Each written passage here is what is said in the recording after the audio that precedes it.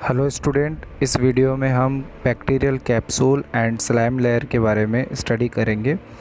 So student, bacteria naturally एक secretion release करता है जो एमोर्फस होता है, और वो सिक्रीशन जो है वो बैक्टीरिया के चारों तरफ एक कवर बना लेता है। और अगर आप देख रहे हैं कि अगर सिक्रीशन बैक्टीरिया को चारों तरफ से एक वेल डिफाइंड स्ट्रक्चर बनाता है तो वो कैप्सूल होता है।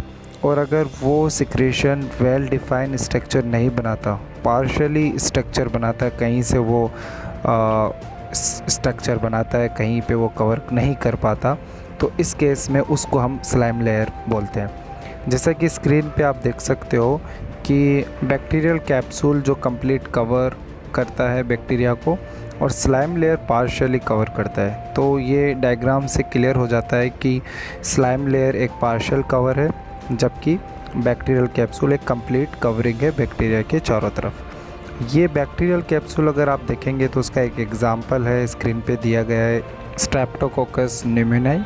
और स्लाइम लेयर का जो एग्जांपल है वो ल्यूकोनोस्टक बैक्टीरिया, उसमें ये मोस्टली पाया जाता है। फिर स्टूडेंट हम ये देखेंगे कि जो बैक्टीरियल कैप्सूल है वो क्या फंक्शन करता है। सबसे पहले स्टूडेंट, जो बैक्टीरियल कैप्सूल का फर्स्ट फंक्शन है वो है इनहिबिशन ऑफ फेगोसाइटोसिस। जैसा कि आप स्क्रीन पे देख पा रहे हैं, फर्स्ट ऑफ ऑल हम फेगोसाइटोसिस की बात करेंगे तो आप देखेंगे कि किस तरीके से फेगोसाइटोसिस होता है। तो स्टूडेंट आप देखेंगे कि कोई भी पैथोजन फेगोसाइट से आके अटैच होता है, फिर वो जो फेगोसाइट है वो फेगोसोम बनाता है उसको पैथोजन को इनगल्फ करके।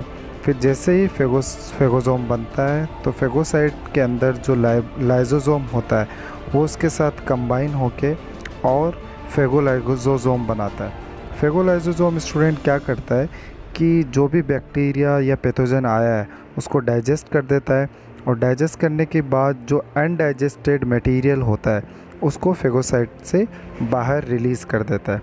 तो इस तरीके से फेगोसाइटोसिस होता है।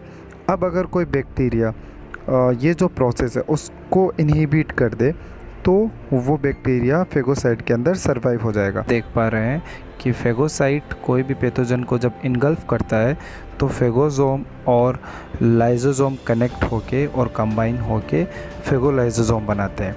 अब ये जो स्टेप है, बैक्टीरियल जो कैप्सूल है इस स्टेप को इनहिबिट कर देता है, जिसकी वजह से या स्टॉप कर देता है और या इसके अंदर इंटरफेयर कर देता है, जिसकी वजह से क्या है कि ये आगे का प्रोसेस हो ही नहीं पाता। और जो कैप्सूलर बैक्टीरिया होता है वो फेगोसाइट के अंदर मल्टीप्लाई होता रहता है, और उसके बाद जब उनके नंबर ज़्यादा हो जाते हैं तो वो उस फेगोसाइट को बस्ट कर देते हैं। तो इस तरीके से बैक्टीरियल कैप्सूल और स्टूडेंट आप देखेंगे कि इनहिबिशन ऑफ फेगोसाइटोसिस करते हैं। फिर सेकंड इम्पोर्टेंट जो फंक्शन है बैक्टीरियल कैप्सूल का वो है कि जो भी एंटीबैक्टीरियल सब्सटेंसेस हैं, तो बैक्टीरियल कैप्सूल क्या करता है, उनको उनसे बैक्टीरिया को प्रोटेक्ट करते हैं। लाइक कोई एंजाइम हो गया, लाइक कोई फेगोसाइट्स हो गया, या फिर कोई बैक्टीरियोफाज है तो उन सब से प्रोटेक्ट करता है। फिर स्टूडेंट हम थर्ड जो फंक्शन है वो डिस्कस करेंगे। थर्ड जो है वो typing and identification of bacteria है। ये किस तरीके से करते हैं, क्योंकि हर बैक्टीरिया के ऊपर जो कैप्सूल है उस पर जो रिसेप्टर है वो डिफरेंट टाइप्स के होते हैं। तो हम बैक्टीरियोफाज यूज़ करते हैं और उसको आइडेंटिफाई करने के लिए। जैसे कि आप स्क्रीन पे देख पा रहे हैं, कोई भी बैक्टीरिया हमने ले लिया और उस पर हम different types of bacteriophage use कर रहे हैं, like phage A, phage B, phage C and phage D. Like अब जैसे ही इनको हम ट्रीट करेंगे तो ये फाज जो है ओनली लाइक टाइप ए जो फाज है वो ही प्लाक मतलब सेल को लाइसिस कर रहा है, तो वो प्लाक फॉर्मेशन करेगा।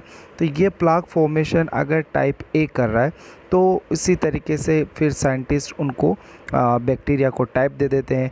लाइक अगर बैक्टीरियोफाज टाइप ए अगर उसको लाइसिस कर रहा है तो उसको उस बैक्टीरिया को टाइप ए दे दिया। फिर अगर वो टाइप बी अगर दूसरे बैक्टीरिया के साथ प्लाक फॉर्मेशन कर रहा है, तो इन द सेम वे ये साइंटिस्ट क्या करते हैं कि बैक्टीरिया को आइडेंटिफाई और उनका टाइपिंग बताते हैं। Thank you.